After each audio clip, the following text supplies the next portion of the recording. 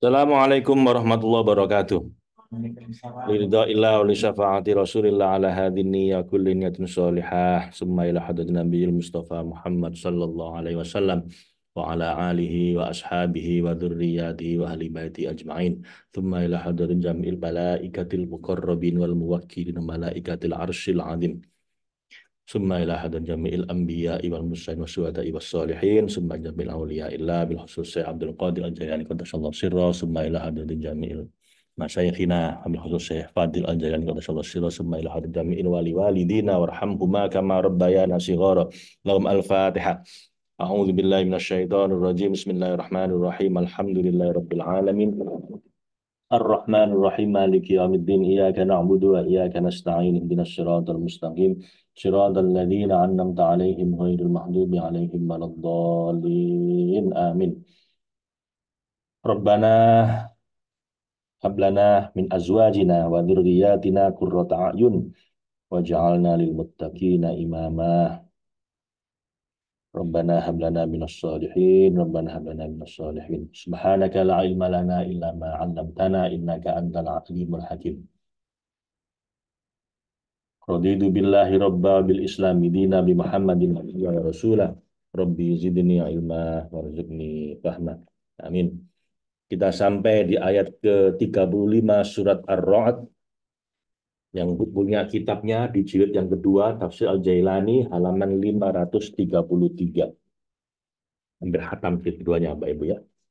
A'udzu billahi minasyaitonir rajim. Bismillahirrahmanirrahim. Mathalul jannati allati wa'idal muttaqun tajri min tahtihal anhar ukuluha daimu wa dhilluha tilka uqbal ladzina taqaw wa uqbal kafirinan nar walladzina atainahumul kitaba yafrahuna bima unzila ilaika wa minal ahzabi may yunkiru ba'dahu Qul innama umirtu an a'budallaha wala usyrika bihi ilaihi ad'u wa ilaihi ma'ab wa kadzalika anzalnahu hukman arabiyya wala inittaba'ta ahwa'ahum ba'da ma ja'aka malaka minallahi waliyyu wala waq.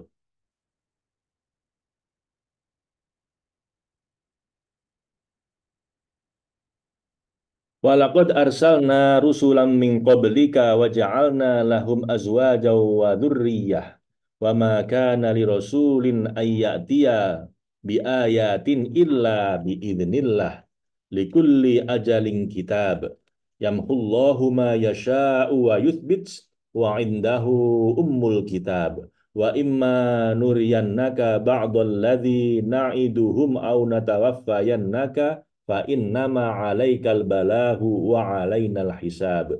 Awalam yarau anna na'til ardo nanqusuha min adrafiha. Wallahu yahkumu la mu'aqqibal hikmah.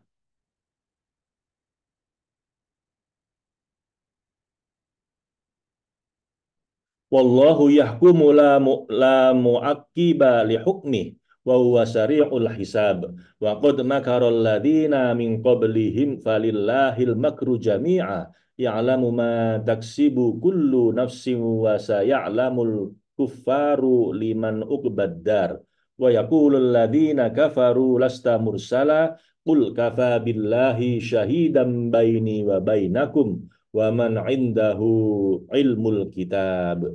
Shadaqallahul azim wa sadaqa rasuluhul karim wa ana ala dzalika minasyahidin. Di ayat ke-35 ini ayat-ayat terakhir dari surat Ar-Ra'd.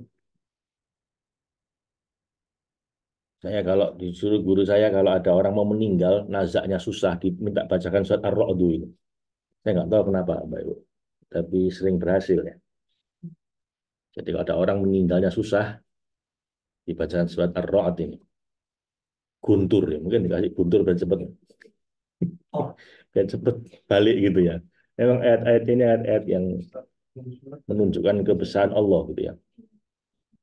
Surat ayat ke-35. Kemudian Allah Subhanahu wa taala berfirman berdasarkan sunnahnya dengan menjelaskan janji setelah ancaman. Mathalul jannatil lati wu'idal muttaqun. Perumpamaan surga yang dijanjikan kepada orang-orang bertakwa yang menjaga diri mereka dari perbuatan maksiat dan doa serta menaati apa yang diperintahkan pada mereka dalam hal akidah dan hukum. Tajri min tahtiyal anhar, ialah seperti taman yang mengalir sungai-sungai di bawahnya karena dialirinya mereka dengan sungai-sungai ma'rifat dan hakikat pada tanah kesiapan mereka untuk ditumbuhi buah-buahan kasyaf dan syuhud. Ukuluha daimun, makanannya yakni rezeki maknawi dan makanan rohaninya tak henti-henti serta tak putus-putus, akan terus mengalir, tidak terputus walaupun sekejap. Wadilluha tilka uqballadzina taqau, dan demikian juga naungannya dengan mereka kekal dan abadi dalam kenikmatan itu, tidak seperti kenikmatan dunia. Itulah surga. Tilka uqbal ladzina taqau, itulah surga yang telah dijelaskan sebagai tempat kesudahan bagi orang-orang yang bertakwa, yakni tempat tinggal terakhir bagi orang-orang mukmin yang menjaga diri mereka dari yang diharamkan oleh Allah. Wa uqbal kafirinan nar, sedangkan tempat kesudahan bagi orang-orang kafir yang bersikeras melakukan maksiat dan menuruti syahwat hewani ialah neraka yang disediakan bagi mereka sebagai pengganti atas kesenangan dan syahwat buruk mereka di dunia. Kemudian Allah Subhanahu wa taala berfirman, "Walladzina atainahumul kitab", orang-orang yang telah kami berikan kitab pada mereka, yang telah kami jadikan mereka mengikuti nabi yang menjelaskan pada mereka perintah maupun larangan di dalamnya, yafrahuna bima unzila ilaika, bergembira dengan kitab yang diturunkan kepadamu, yakni kitabmu yang menghimpun isi dalam kitab-kitab mereka, karena mereka mendapati kitabmu sesuai dan cocok dengan kitab-kitab mereka. Wa minal ahzabi, namun di antara golongan-golongan orang Yahudi dan Nasrani yang bersekutu, yakni golongan yang berkelompok-kelompok dalam menyikapi Al-Quran, mayyungkiro ba'doh, ada juga yang mengingkari sebagiannya, yaitu ayat-ayat yang menasah sebagai hukum dalam kitab-kitab mereka. Katakanlah pada mereka, sesungguhnya penasahan hukum parsial yang dinasah tak lain berdasarkan sunnatullah dalam menasah sebagian hukum parsial dalam kitab-kitab yang lebih dahulu dengan hukum-hukum dalam kitab-kitab yang belakangan. Dan ini bukanlah hal baru. Adapun akidah universal yang terjaga dari penghapusan maupun penggantian adalah hal yang disepakati oleh seluruh nabi. Jadi dalam Al-Quran itu menasah itu apa? Mengganti kitab-kitab sebelumnya. Dalam Quran sendiri juga ada ayat-ayat yang menasah dan mansuh, jadi ayat-ayat yang menggantikan ayat sebelumnya. Jadi hukum minuman keras misalnya, itu awalnya boleh. Jadi nggak dilarang sepenuhnya, karena tradisinya itu minum minuman keras. Jadi di pelan-pelan sama Allah digantinya. Lalu kemudian dinasah dengan ayat yang sama sekali tidak boleh. Jadi hukum yang dipakai adalah hukum yang terakhir, sesuai dengan evolusi masyarakatnya ya. Mayyungkiru ba'dahu, ada yang mengingkari sebagiannya. Oh, sudah tadi ya. Qul innama umirtu an a'budallah. Katakanlah, ini ayat universal yang nggak akan pernah diganti selamanya ya. Tidak akan dinasah kapanpun. Apa itu? Qul innama umirtu an a'budallah. Katakanlah, wahai Nabi, sesungguhnya aku hanya diperintah untuk menyembah Allah yang Maha Esa, Sang Tumpuan segala sesuatu, Sang Pemilik hak kebenaran, serta Sang Maha berdiri sendiri dalam uluhiyah dan rububiyah. Jadi ada bedanya ilah dan rob, tahu ya teman? Ilahi sama robbi itu bedanya apa? Ilahi itu pencipta, penguasa, Tuhan. Robbi itu yang mengatur dan memelihara. Jadi sifat ketuhanan itu uluhiyah, sifat rububiyah. Jadi ada uluhiyah dan rububiyah. Ya mirip-mirip lah, karena yang menciptakan juga yang melihara gitu kan. Cuman kita berdoa kan ilahi, kadang menyebut gitu, kadang menyebut ya Robbi, ada yang ilahi. Jadi karena Allah punya sifat uluhiyah, ada sifat rububiyah. Uluhiyah itu menciptakan, yang berkuasa, rububiyah yang memelihara. Wala usrika, serta tidak mempersekutukan sesuatu pun dari makhluknya sebagaimana diperintahkan oleh Allah, bihi ilahi ad'u, tidak mensekutukan Allah dengan apapun. Hanya kepadanya lah ilaihi, bukan kepada selainnya, yakni bayangan-bayangan musnah dalam penerangan matahari zatnya, ad'u, kepadanya lah aku berdoa dengan penuh harap, tunduk, patuh, dan menghamba. Wa ilaihi ma'ab, dan hanya kepadanya lah aku kembali, sebagaimana bayangan kembali pada pemilik bayangan. Jadi di sini diartikan kita semuanya cuma bayangan. Ya. Allah lah yang pemilik bayangan. Pada akhirnya bayangan akan kembali pada pemilik bayangan. Wa kadzalika anzalnahu hukma. Demikianlah sebagaimana kami menurunkan kitab kepada tiap-tiap umat dan menghapus sebagian kitab isi kitab sebelumnya agar sesuai dengan kondisi umat penerima. Demikian juga kami telah menurunkannya, yaitu Al-Quran padamu, wahai Rasul yang paling sempurna, hukman Arabiyyah, sebagai hukum yang menjelaskan berbagai masalah sesuai dengan hikmah yang sempurna dalam bahasa Arab, yang sesuai dengan lisanmu dan lisan kaummu, untuk memudahkan mereka dalam mengambil bimbingan dan petunjuk, serta menghapus sebagian hukum kitab-kitab terdahulu. Wala ini taba'ata ahwa'ahum, dan demi Allah seandainya engkau wahai Nabi, engkau dengan dirimu sendiri mengikuti hawa nafsu mereka, ikuti kemauan mereka para ahli kitab itu, meski sebelum penasehat merupakan petunjuk, apalagi ba'da ma ja'aka minal ilmi, apalagi setelah datangnya padamu kitab ini, Al-Qur'an ini sebagai pengetahuan tentang penasahan penggantian kitab sebelumnya dan perubahannya, lalu kamu ikuti hawa nafsu mereka, malaka minallahi min waliyyi wala waq. Maka jika itu kau lakukan, maka sekali-sekali tidak ada pelindung yang melindungi urusanmu dengan penyelamatan serta pertolongan, dan tidak ada penjaga bagimu yang menjaga menghindarkanmu dari kemarahan Allah. Kemudian Allah Subhanahu wa taala berfirman, "Walaqad arsalna rusulam min qablik." Dan sungguh kami benar-benar telah mengutus rasul-rasul sebelummu seperti halnya dirimu ini. Wa ja'alna lahum azwajan wa dzurriyyah. Dan kami memberi mereka istri-istri dan keturunan-keturunan seperti halnya istri dan anak-anakmu. Anak dan istri mereka tidak menodai status mereka sebagai nabi. Lalu bagaimana mungkin hal itu menodaimu sebagai nabi, sedangkan engkau lebih utama daripada mereka? Mungkin ada beranggapan bahwa nabi itu nggak boleh beristri, nggak boleh punya anak, nanti harus sebagai orang suci gitu ya. Di Islam nggak ada gitu. Nabi itu orang suci tapi tetap punya istri, punya anak. Cocok kata Mas Dani. Ya. Wa ma kana li rasulin ayyatiya bi ayatin illa bi idznillah. Dan juga kami pun telah mengutus rasul-rasul sebelummu dengan tidak ada hak dan tidak benar bagi seorang rasul di antara mereka untuk mendatangkan suatu ayat yang diminta oleh kaumnya. Jadi rasul nggak bisa bikin ayat dengan pesanan umatnya, itu nggak boleh. Tolong bikin ayat supaya bisa begini begitu, nggak bisa. Itu yang menentukan Allah ya.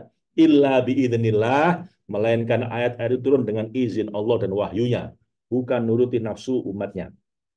Likulli ajalin kitab, bagi tiap-tiap masa dan waktu yang memuat suatu perkara dari berbagai perkara terjadi maupun yang punah, ada kitab tertentu. Jadi setiap zaman punya kitabnya sendiri ya. Karena itu berevolusi. Yang nggak pernah berubah adalah perintah untuk patuh dan hanya menyembah pada Allah. Syariatnya bisa ganti-ganti itu. Yang turun dari sisi Allah serta berbicara tentang peristiwa yang telah terjadi dan yang akan terjadi. Yamhullahu ma yasha, Allah menghapus apa yang dia kehendaki menurut hikmah dan iradatnya, jadi menghapus hukum sebelumnya, wa yuthbit, dan menetapkan apa yang dia kehendaki untuk dia tetapkan. Wa indahu ummul kitab, dan di sinilah terdapat ummul kitab atau lauhul mahfud, induk dari segala kitab, yakni lauhul qadar dan qadar yang bersinambung dan berturut-turut selaras dengan tuntutan sifat-sifat zat ilahi dan tajalli lutfiyah dan kohriyahnya serta tajalli jalaliyah dan jamaliyahnya. Wa wa imma nuriyannaka ba'dalladzi na'iduhum, dan pada akhirnya janganlah engkau bergembira wahai Rasul paling sempurna jika kami perlihatkan padamu, yakni jika telah benar-benar kami perlihatkan padamu sebagian siksa yang kami ancamkan pada mereka berupa pembinasaan, pengusiran dan pemaksaan dan kekalahan. Au natawaffayannaka, atau kami wafatkan engkau. Wa imma nuriyannaka ba'dal ladzi na'iduhum au natawaffayannaka, atau kami wafatkan engkau, yakni janganlah pula engkau bersedih jika mereka memang telah sampai ajalmu sebelum engkau melihat adab maupun penderitaan yang kami acamkan pada umatmu. Fa innama alaikal balag, karena sesungguhnya tugasmu hanya menyampaikan wahyu. Wa alainal hisab, sedangkan yang bagian menghitung, yang menghisab itu adalah bagian dari kami, tugasnya Allah, bukan tugasnya Rasul. Awalam yarau anna na'tiyal ardo, dan apakah mereka memungkiri penghisapan dan pembalasan kami terhadap mereka, serta tidak melihat bahwa sesungguhnya kami mendatangi daerah-daerah tempat kekufuran mereka merebak, nangkusuha min adrofiha, lalu kami kurangi daerah-daerah itu sedikit demi sedikit dari tepi-tepinya sehingga terasa sempit oleh mereka, dan semakin menyebarnya Islam dan semakin banyaknya pemeluk Islam. Wallahu yahkumu la mu'aqqiba li hukmi, dan Allah lah yang maha mengatur dengan hikmahnya, menetapkan hukum yang absolut dengan tidak ada yang dapat menolak ketetapannya sama sekali untuk mengganti maupun mengubahnya. Wa wasari'ul hisab, dan dialah sang maha cepat perhitungannya dan maha berat pembalasannya bagi siapa yang ingin mengubah ataupun mengganti hukum-hukumnya. Wa qad makaral ladzina min qablihim, dan sungguh orang-orang kafir yang sebelum mereka juga telah mengadakan tipu daya terhadap para nabi mereka yang diutus pada mereka, seperti halnya yang dilakukan oleh orang-orang pada zamanmu ini yang telah melakukan tipu daya terhadapmu, wahai Rasul, yang paling sempurna. Lalu mereka pun ditimpa oleh apa yang menimpa mereka saat mereka sedang lengah dari tipu daya Allah. Walillahil makru jami'a. Tetapi semua tipu daya yang telah diperhitungkan, makar itu adalah dalam kekuasaan Allah yang maha mengetahui kesudahan segala perkara. Karena ya'lamu ma taksibu kullu nafsin. Dia mengetahui dengan ilmu hudurinya apa yang diusahakan oleh setiap diri, setiap makhluk, berupa kebaikan maupun kejahatan, serta kemanfaatan dan kemudaratan, sehingga dia, Allah, dapat membalas itu semua sesuai dengan ilmunya. Wa saya'lamul kuffaru liman uqbaddar, dan meskipun mereka lalai dari makar Allah dan akibatnya, orang-orang kafir itu yang bersikuku pada kekufurannya dan kesesatannya akan mengetahui untuk siapa di antara kedua golongan orang kafir maupun mukmin tempat kesudahan yang terpuji di akhirat kelak. Untuk siapa surga itu kelak.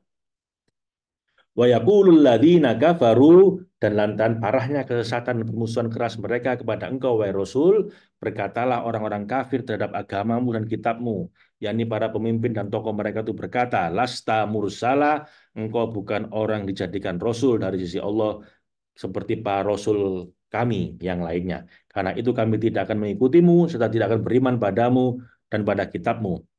Maka kalau mereka menolak seperti itu, qul kafa billahi syahidam baini wa bainakum. Katakanlah pada mereka, cukuplah Allah sebagai saksi antara aku dan kamu. Maka cukuplah Allah sebagai saksi untukku yang membenarkan kerasulanku dan pengakuanku sebagai nabi, karena dialah Allah yang menolong dan meneguhkanku dengan mukjizat yang nyata dan juga bukti yang jelas. Wa man indahu ilmul kitab, serta orang yang mempunyai ilmu tentang kitab Quran ini dari para ahli retorika dan kefasihan, serta orang-orang cerdik pandai yang merenungi simbol-simbol Quran dan senang menyingkap berbagai rahasianya. Kalau mereka merenungi dengan sebenarnya, tidak akan ada onak, keraguan, dan kebimbangan bahwa Al-Quran bukanlah kalam manusia, tetapi tak lain adalah wahyu yang diturunkan oleh Allah kepada nabinya. Dan barang siapa tidak diberi cahaya petunjuk oleh Allah, tidaklah ia mempunyai cahaya sedikit pun. Itu akhir surat Ar-Ra'd ayat 43. Penutup surat. Wahai orang yang tengah menginginkan penyingkapan berbagai rahasia, al-martabah al-jami'ah al-muhammadiyah, martabat komprehensif Nabi Muhammad yang menjadi tempat menyatunya kedua busur, yaitu wujud dan imkan, serta tempat berpadunya alam ghaib dan alam nyata, hendaklah engkau merenungi Al-Quran yang diturunkan padanya dari sisi Tuhannya, berdasarkan tumbuh kembangnya, kesempurnaan kesiapannya, dan kemuliaan kedudukannya. Juga hendaklah engkau mentadaburi dengan tadabbur yang benar, berbagai hal yang terumuskan sesuai kadar kapasitas dan kemampuanmu. Meski melihat kedalamannya adalah hal yang mustahil, apalagi bagi pemilik kesiapan yang lemah, hingga zaukmu dan perasaanmu bersaksi padamu atas kerasulan kenabiannya serta petunjuknya kepada ketauhidan Tuhannya dan bimbingannya ke jalan al-haq. Dan ini tidaklah mudah bagimu kecuali setelah penjernihan lahirmu dari segala kesibukan indrawi dan ikatan duniawi secara mutlak, serta kejernihan batinmu dari taklid dan praduga yang menimbulkan noda kejahilan dan kotoran angan yang menjerumuskan kepada berbagai syubhat dan keraguan. Singkatnya, engkau tidak akan bisa mencapai itu kecuali setelah engkau mencapai tingkat kematian kehendak dan keluar dari tuntutan huwiyahmu secara mutlak. Semoga Allah menjadikan kita termasuk orang yang ditemukan oleh Al-Haq untuk menapaki jalan ketauhidannya dan diberinya taufik kepada jalan yang lurus atas anugerah dan kedermawanannya Allah Subhanahu wa Ta'ala. Maka berikutnya, ini ada 7 menit lagi untuk tafsir. Kita akan baca pembukaan surat Ibrahim. Ini adalah surat terakhir di juz yang kedua ini ya.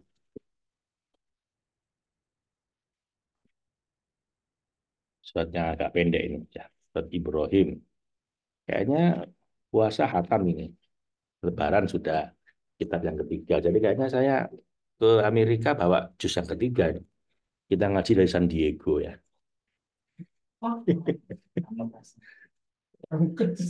Makassar ya.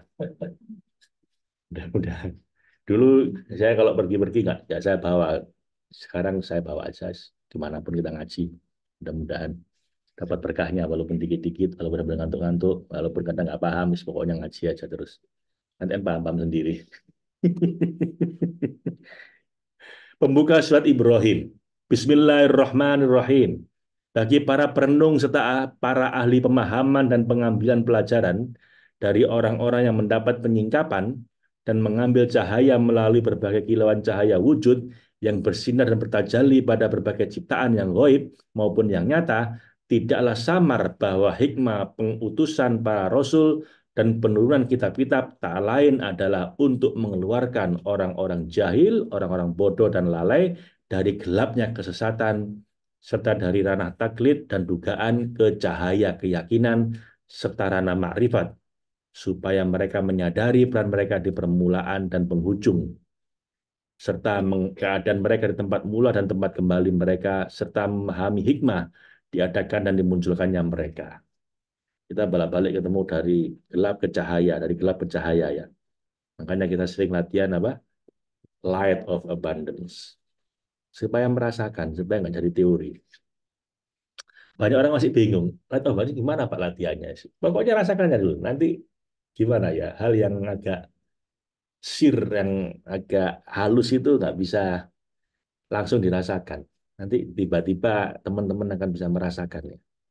Kayak ada lampunya itu hati itu. Ketika gelap tiba-tiba ada cahaya. Ketika bingung tiba-tiba ada petunjuk.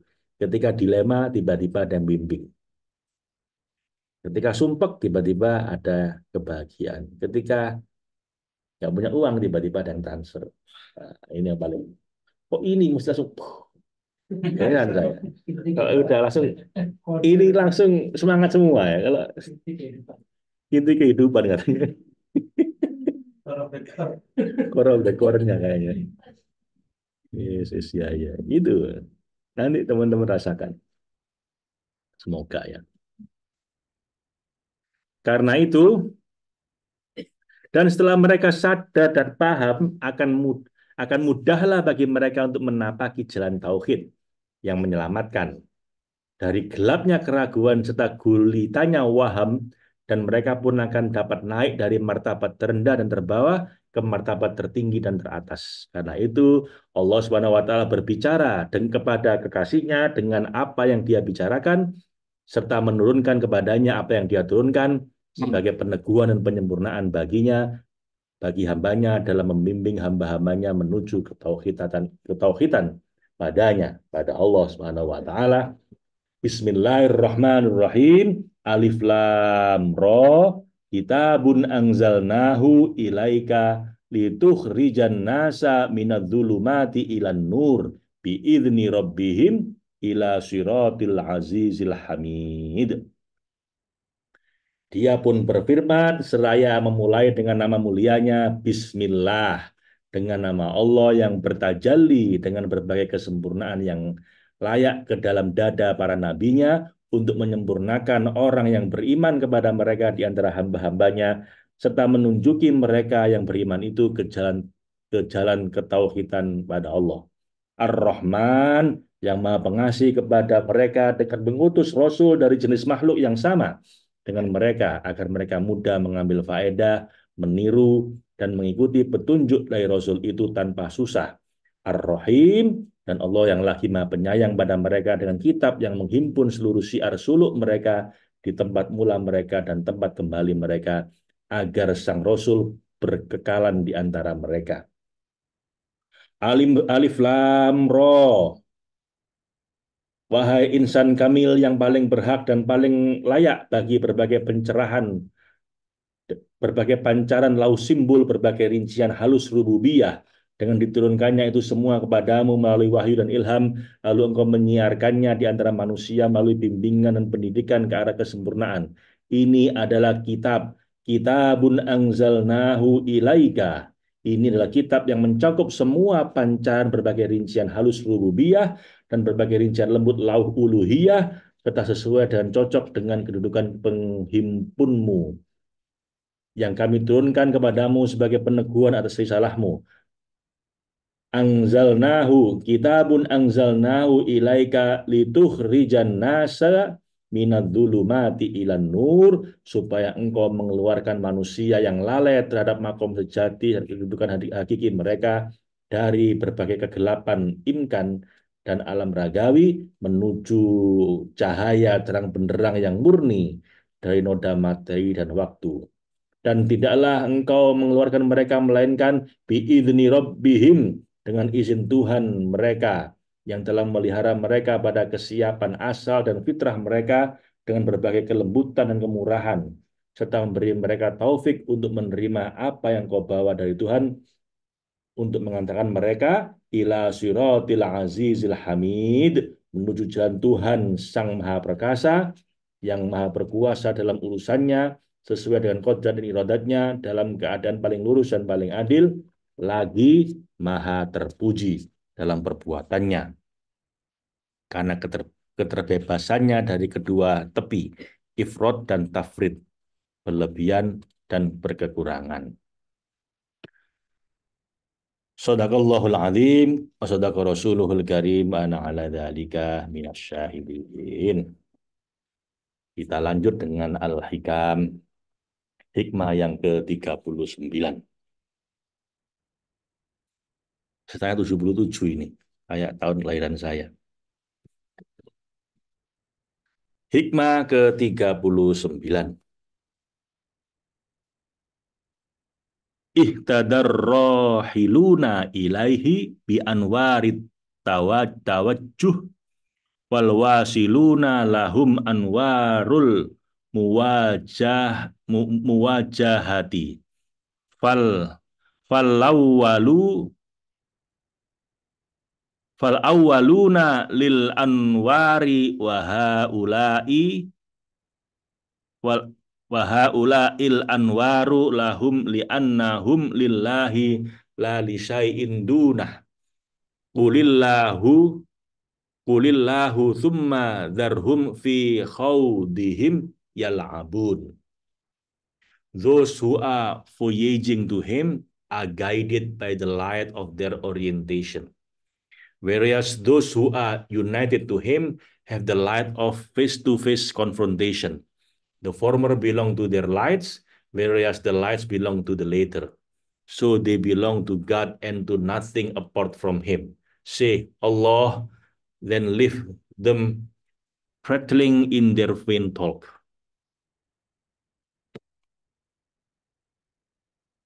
Mereka yang sedang berjalan menuju Allah mendapatkan cahaya petunjuk untuk sampai padanya.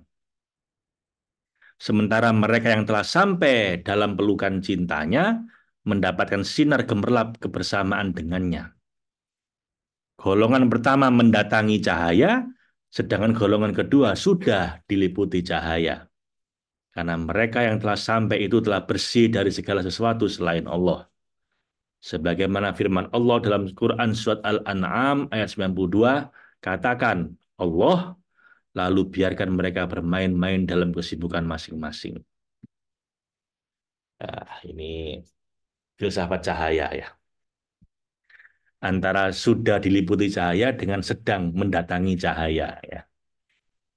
Kita ini larun-larun yang sedang ingin mendatangi cahaya. Hanya untuk sampai di cahaya kita apa? Terbakar ya mati. Ya gitu.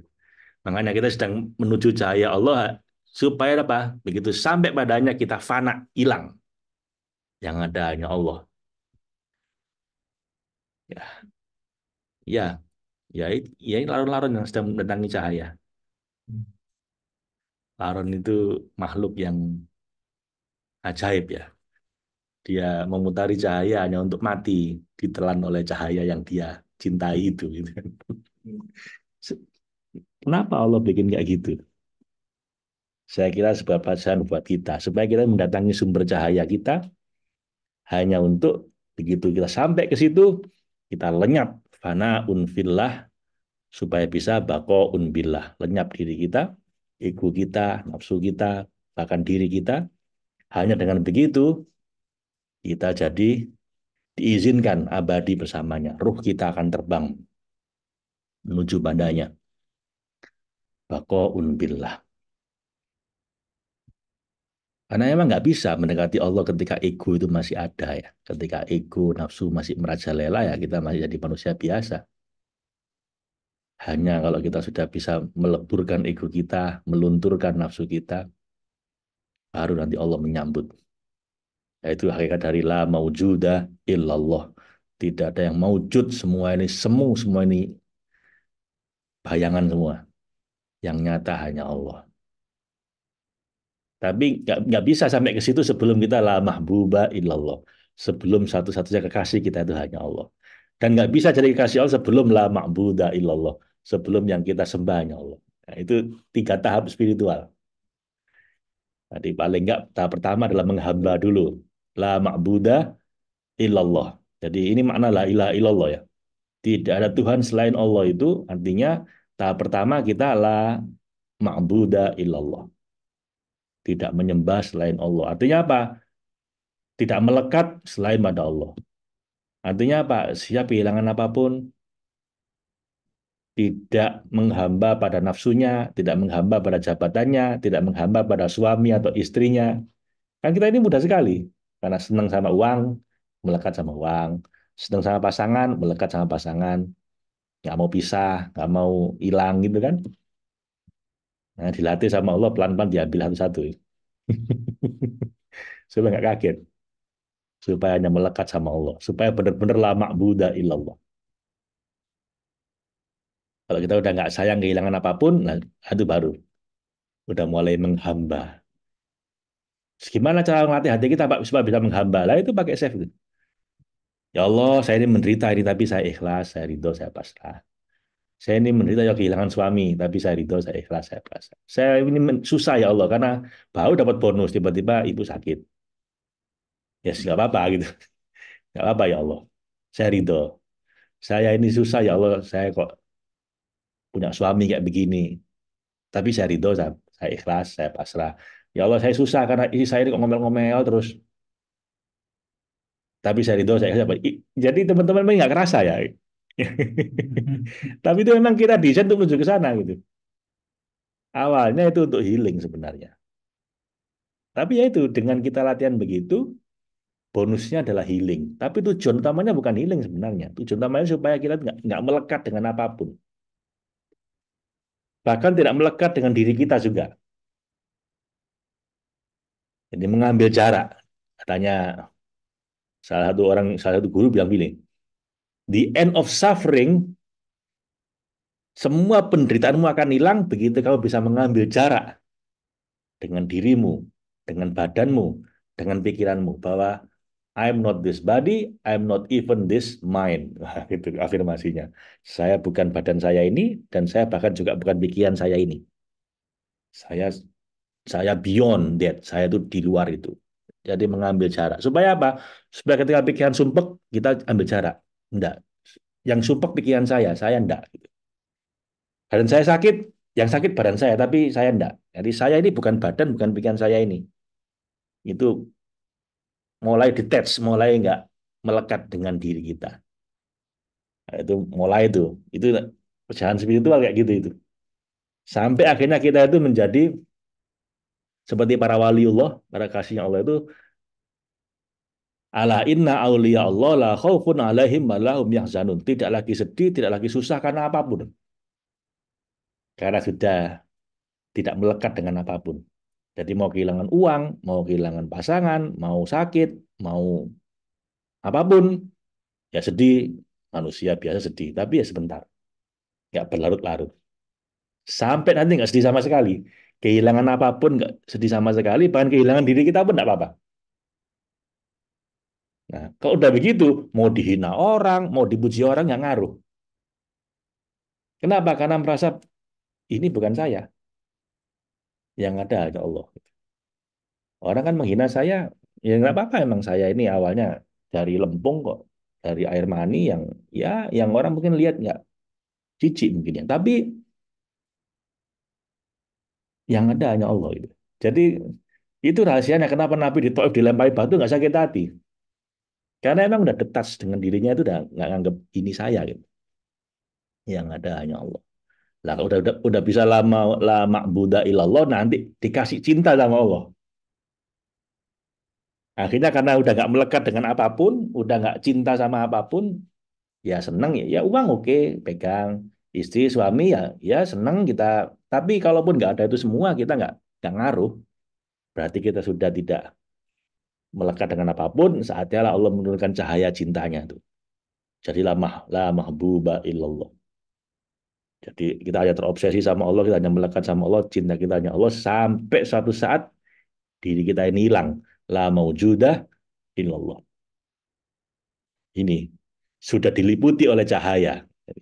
Jadi ada orang masih berusaha mendatangi cahaya. Ini laron-laron mendatangi cahaya.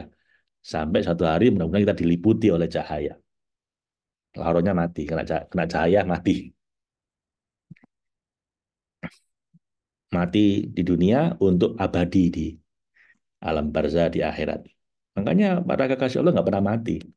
Nggak takut mati karena nggak pernah mati. Dia nggak pernah kehilangan nyawa. Dia cuma kehilangan raga. Jadi bukan kehilangan nyawa kita ini kehilangan raga. Badan kita yang kembali ke tanah.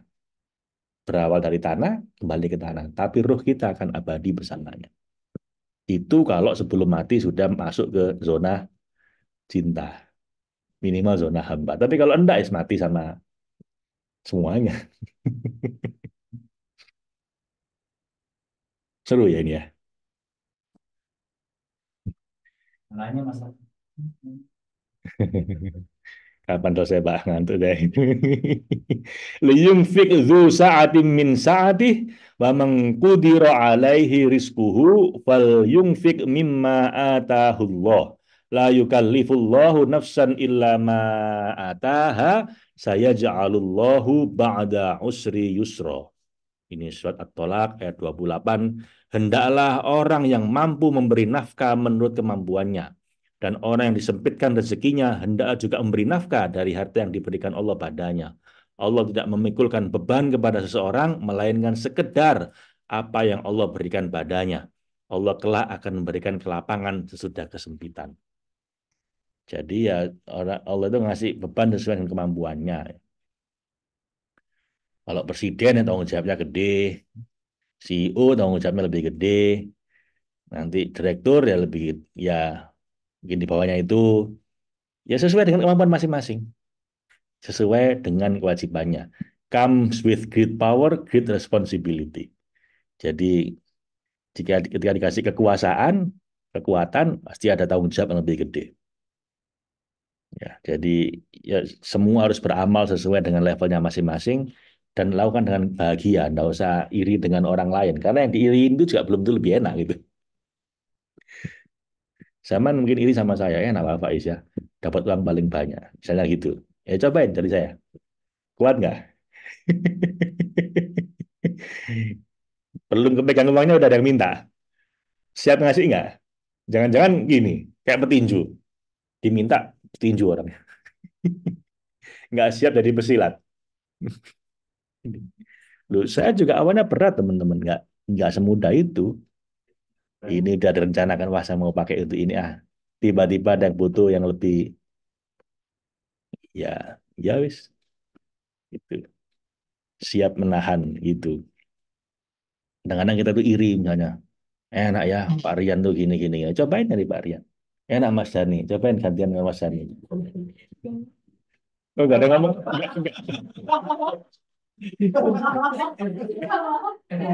Gak ada yang ngomong dari Mas Dani ya. Belum tahu. Jadi nggak usah iri-irian. Kadang-kadang yang nggak banyak kepikirannya malah lebih ringan.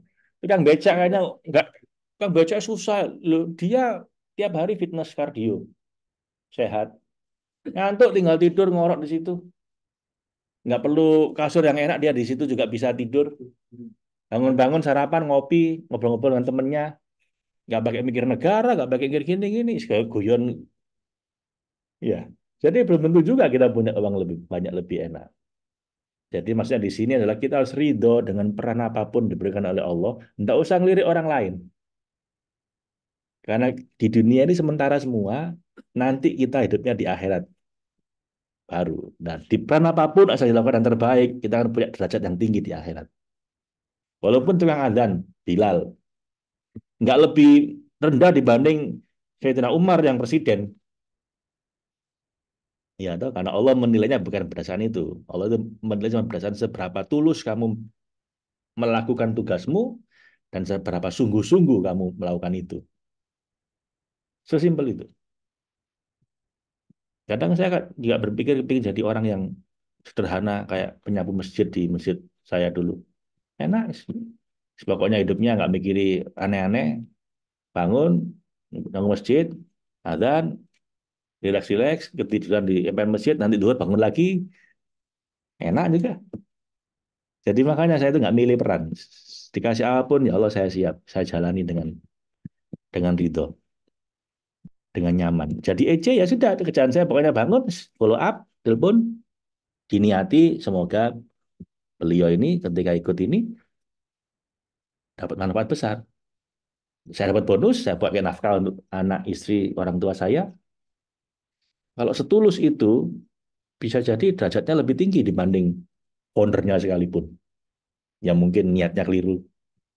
Jadi asal kita itu di tiap peran diberikan Allah itu satu, menerima dengan ridho, nggak pakai ngelirik perannya orang lain. Yang kedua, diniatkan dengan lurus, niatnya itu mencari cintanya Allah, ngasih manfaat buat orang lain. Yang ketiga, lakukan dengan sungguh-sungguh. Jangan jangan setengah-setengah, all out. Nah, kalau udah begitu, no regret. Mati kapanpun nggak akan nyesel.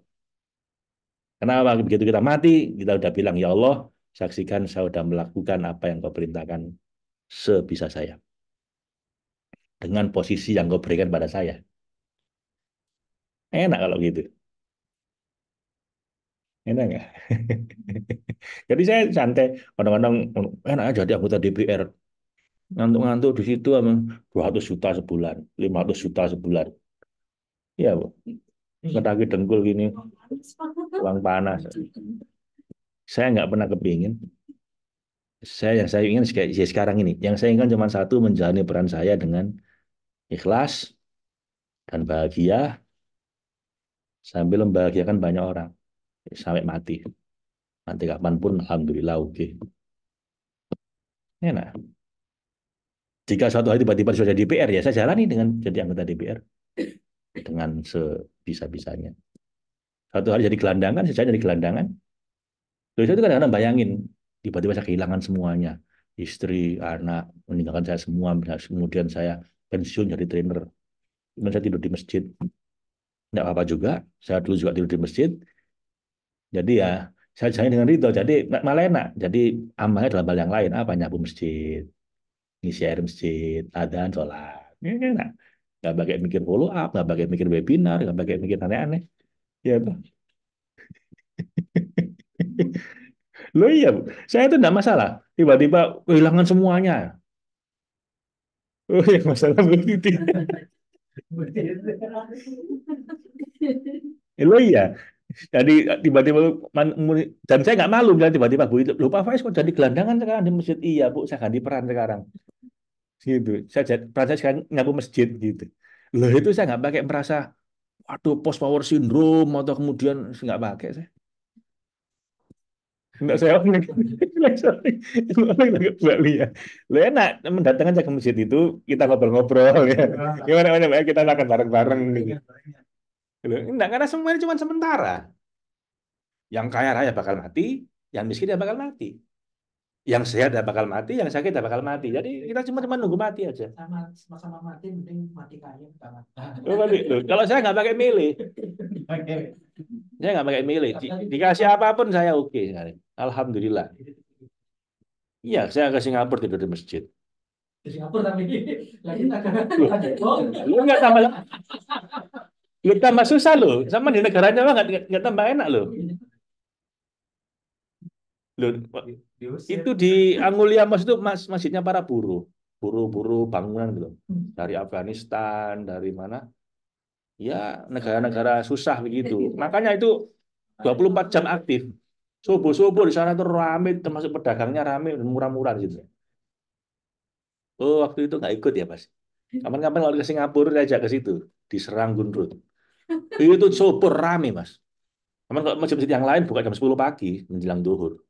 Di situ rame. Tidur di situ juga bisa. Karena buru-buru yang capek, yang giliran jam 12 malam, sholat di situ, tidur di situ. Itu pertama kali ke Singapura ke masjid itu. Jadi gelandangan nggak apa-apa. Berarti perannya beda. Perannya apa ya? Ngaku masjid, doain orang lewat gitu aja. Oh, gua nggak punya, tenaga mungkin nggak ada situ aja. Jika suatu hari tiba-tiba jadi presiden ya saya jalani dengan jadi presiden yang baik, ya gitu aja. Yang lebih cocok karena ini jadi asisten ya. Ini jadi staf ahli. Staf khusus. Jadi gitu loh ya. Jadi menurut saya emang kunci kebahagiaan itu ya apa ya menerima apapun yang dari Allah. Bukan berarti nggak usah loh ya. Bukan berarti malas-malesan, bukan. Dikasih sama Allah tuh dengan ridho. Oh, jadi peran saya begini ya, ya Allah. Iya, ya sudah, saya terima. Nggih, Gusti. Sendika dawuh. Your wish is my command. Gitu istilahnya. Sendika dawuh. Saya jalani. Kadang jadi peran miskin, kadang jadi peran kaya, kadang sedang sakit, kadang sedang sehat. Jalani dengan ridho. Lalu lakukan yang terbaik. Oh, belum ya, sebelum itu ya. Ada tiga ya. Pertama, peran apapun kondisinya ridho. Lalu yang kedua, niatkan yang terbaik. Oh, berarti saya jaga masjid nih ya Allah. Iya, kamu jadi marbot masjid. Oh iya, siap. Itu Nabi Yusuf itu loh. Kamu di penjara. Iya ya Allah. Robbi Robbi sijinu ahabbu ilayya. Gitu kan. Ya Allah, di penjara ini saya lebih cinta, saya lebih senang di sini daripada nuruti nafsunya ibu-ibu sosialita itu gitu kan. Kan gitu. Jadi saya terima. Saya, habis dari bayangin awalnya jadi anaknya orang berada, Nabi Yakub nyaman dengan tiba-tiba masuk sumur. Habis masuk sumur di penjara.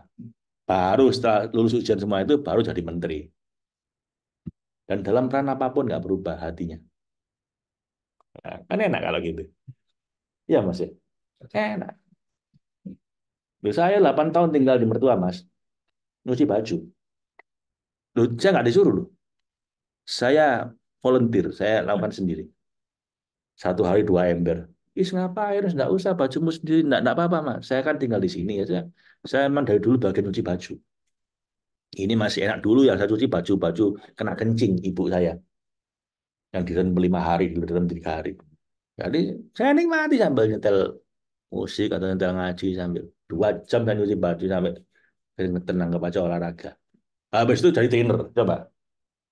Di rumah nyuci baju, habis itu jadi trainer, jadi CEO, pimpin perusahaan. Dan bagi saya sama aja, nggak pakai gaya-gayaan. Loh, saya ini CEO loh, kan nyuci baju.